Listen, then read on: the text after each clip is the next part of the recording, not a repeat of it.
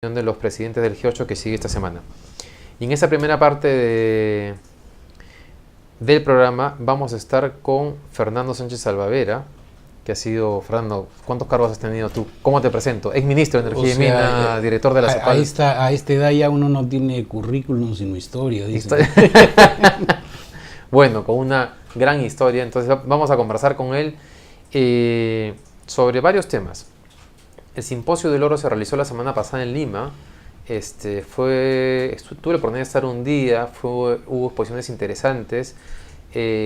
A raíz de eso vamos a hablar con Fernando sobre las perspectivas de la minería aurífera en el Perú. Ahí presentaron unos cuadros bien preocupantes sobre tendencia y cómo Perú no se veía tan prometedor como otros países en la región. Vinculado a eso el tema del proyecto Conga. Esta semana se supone que la semana pasada Newmont se iba a pronunciar sobre si iba o no iba el proyecto con las observaciones del Ejecutivo, que el presidente Humala las presentó, vale la redundancia, casi como una obligación, y ver qué puede pasar en este escenario. Bien, Fernando, cuéntanos tú que estuviste mucho más tiempo en el simposio del oro, ¿cuál es tu lectura de lo que escuchaste en las principales exposiciones? Bueno, en primer lugar yo creo que estamos, como dice el presidente Lagos, no solamente en una época de cambios, sino en un cambio de época. Y ese cambio de época está marcado por el papel que hoy día tienen las economías emergentes en el mundo. Y esto es una cosa bien interesante, porque las economías emergentes están en procesos crecientes de urbanización y de industrialización, y van a tener en el 2030 albergando al cerca del 40% de la clase media mundial. Y hoy día las economías emergentes ya representan el 50% del Producto Bruto Interno del mundo. Entonces es un cambio de época, definitivamente. La teoría de los términos de intercambio de Raúl Previs se hizo para el siglo XX, ya no es válida en el siglo XXI. ¿Qué decía la teoría de Previs? Que los términos de intercambio tendían a un deterioro permanente por comerciar productos primarios, y habló del modelo primario exportador. Y en ese sentido había que industrializarse e incorporar mayor valor agregado a la producción. Hoy día es posible hacer las dos cosas. Es muy interesante que el país tenga términos de intercambio favorables, porque eso quiere decir que sus materias primas están muy bien remuneradas. Y por otra parte, estamos en una circunstancia donde estos países, estas economías emergentes, con excepción de China, que ya representa, por ejemplo, China e India, representan el 46% del consumo de oro del mundo.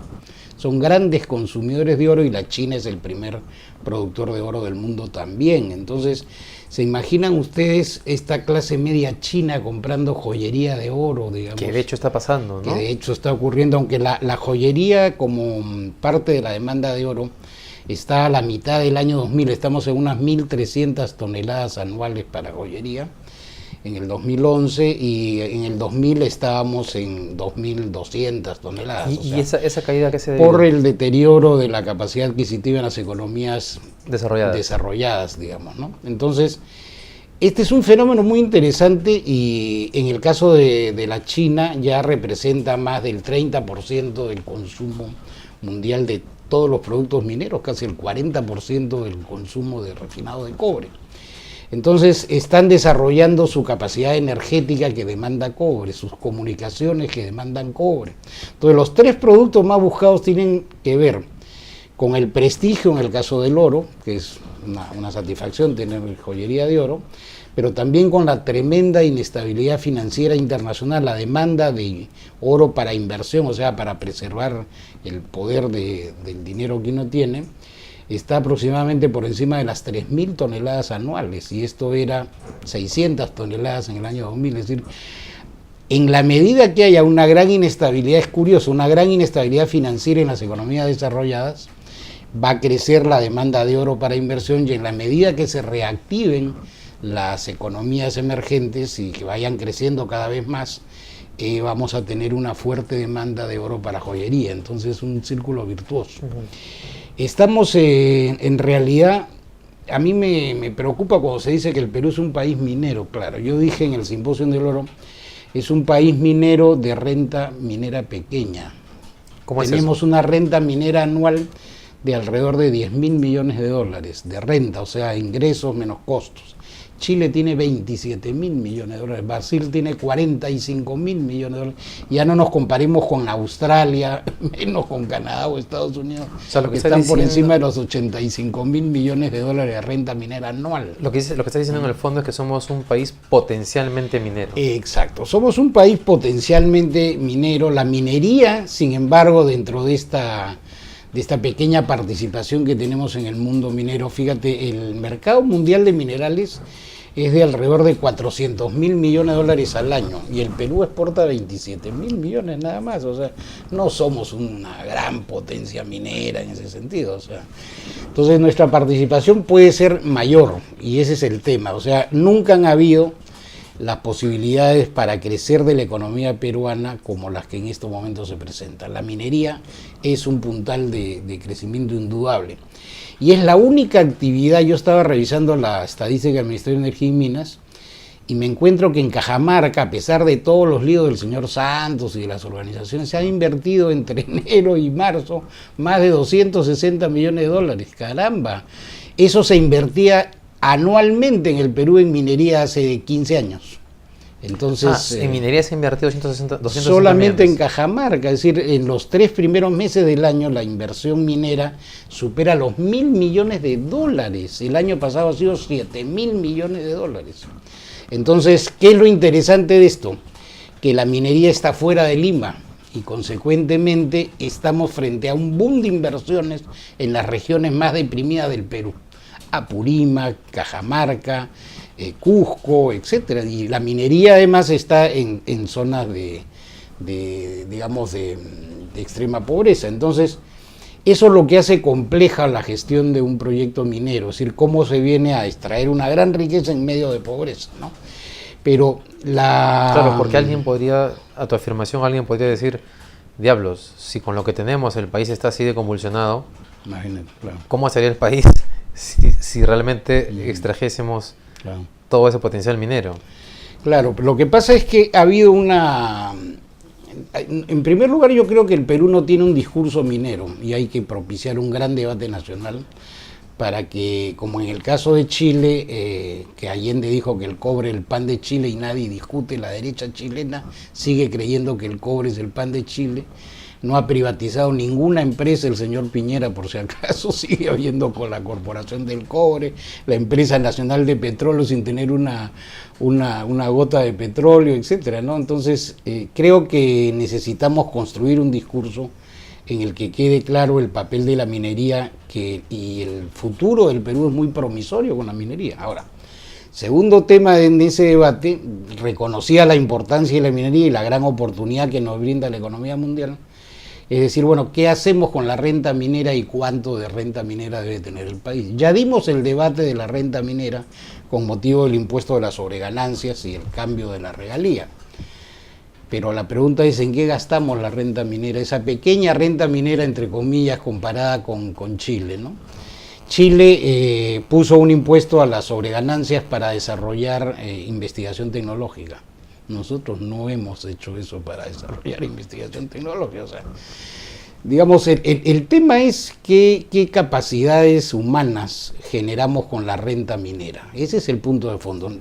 De repente en esta etapa tenemos que generar primero un desarrollo humano básico, perfecto, esa es una prioridad central.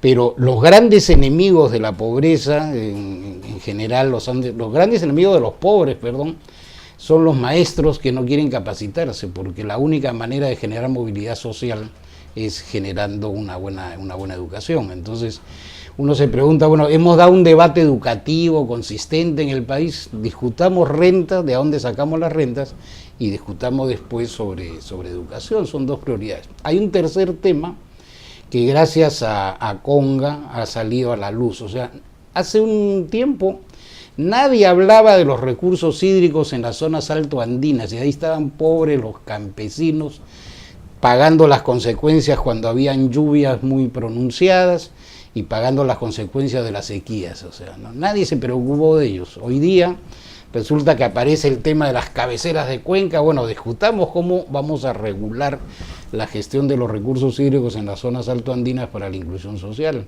Y esto va a significar un desarrollo de la productividad agrícola en la sierra altoandina, de donde está el gran bolsón de pobreza del Perú. Entonces, si el señor Santos en Cajamarca me ofrece construir 10, 15 reservorios para esos campesinos, todavía uno podría discutir si Conga va o no va. Pero no va a construir ninguno reservorio ni tiene ninguna obra el gobierno regional de Cajamarca sobre gestión de los recursos hídricos en zonas altoandinas. Y esto no debería ser solo un tema de Cajamarca, sino debería ser el gran tema de este gobierno en los próximos 5 años. Ahí está el énfasis, porque es un círculo virtuoso. Yo capturo el agua, genero capacidad de riego, mejoro la productividad agrícola y aumento el ingreso agrícola de esos campesinos. O sea, es impecable como programa de combate a la pobreza, ¿no? Entonces, el Perú tiene una cartera de inversiones de 53.000 millones de dólares. Bueno, Chile tiene una de 90.000 millones de dólares. Y como van las cosas, la preocupación más grande en el Simposio del Oro era la gobernabilidad de esa cartera de proyectos de inversión. Es decir, cada vez perdemos competitividad como zona de atracción de capitales de exploración. Sigue siendo alta la inversión en exploración, pero antes estábamos con un 5%, ahora estamos con un 4%. Del total del gasto de exploración mundiales. Entonces, lo que pasa es que el Perú tiene una gran dotación de recursos y difícilmente alguien diría no hay que mirar y explorar en el Perú. Claro. Pero los proyectos se pueden postergar, o sea, y las iniciativas de inversión se pueden ver frustradas, además por esta... Yo leí en el artículo de Ricardo Uceda en Poder, que dicho sea de paso, hay que felicitar a Ricardo por la manera como ha explicado el problema, que Carlos Monge decía que había que cerrar el Ingemet y tirar la llave para que se pierda. ¿Qué tal irresponsabilidad, por Dios? O sea, si uno lo que necesita saber es qué tiene su país. Claro. Y si yo otorgo concesiones no quiere decir que el concesionario viene y se mete a mi casa. No, me tiene que pedir autorización. Hay que fortalecer el Estado para... Claro, pero nadie puede entrar con un concesionario minero a un terreno que no le pertenece. Tiene que tener autorización. Y una de las cosas más interesantes, yo revisé los conflictos de la Defensoría del Pueblo, no hay un conflicto socioambiental entre agricultura y minería en lo que registra la Defensoría del Pueblo. Hay temores, hay preocupaciones de la población que requieren información, pero no se puede decir que se está afectando los derechos de propiedad de comunidades, ni que se está sustituyendo agricultura por minería por suerte.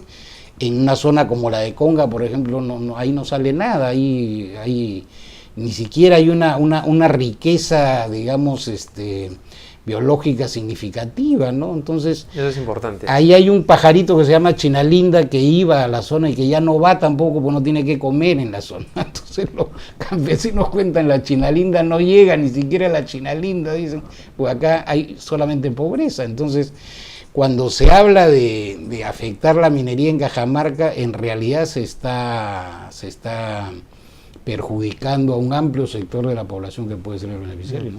Vamos a hacer una pausa para volver con Fernando y conversar justamente sobre el tema de gobernabilidad, el tema de tributación, el tema del agua y la labor que le queda a las empresas y al Estado en ese sentido. Volvemos.